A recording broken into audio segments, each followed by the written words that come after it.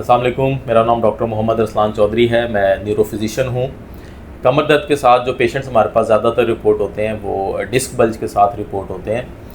कमर दर्द ऐसे पेशेंट को किसी भी पोजीशन में हो सकता है। शुरू में ऐसा मुमकिन है कि एक ख़ास पोजीशन में दर्द हो जो आराम करने से बेहतर हो जाए, लेकिन जैसे जैसे ये मसला बढ़ता है ये दर्द मुसलसल रह सकता है और मुमकिन है कि ज़्यादा देर बैठे रहने से या बैठने के बाद जब आप उठते हैं तो खड़े होते हुए ये दर्द हो, चलते हुए ये दर्द हो और लेटे हुए दर्द से आंख भी खुल सकती है। बाज़ औक़ात ऐसा होता है कि जब आप सुबह सो के उठते हैं उस वक्त आपको कमर में अकड़ाव महसूस होता है।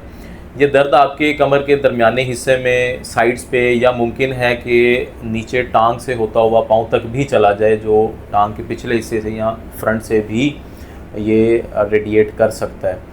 इसमें दर्द के साथ दूसरी अलामात भी आ सकती हैं, लाइक डिस्क बल्ज के साथ अगर आपकी नर्व कंप्रेशन है, नर्व पे दबाव है, तो उसकी वजह से टांग का पाँव का सुन होना, सुइयाँ चुभती हुई महसूस होना, चिमटियाँ चलती हुई महसूस होना।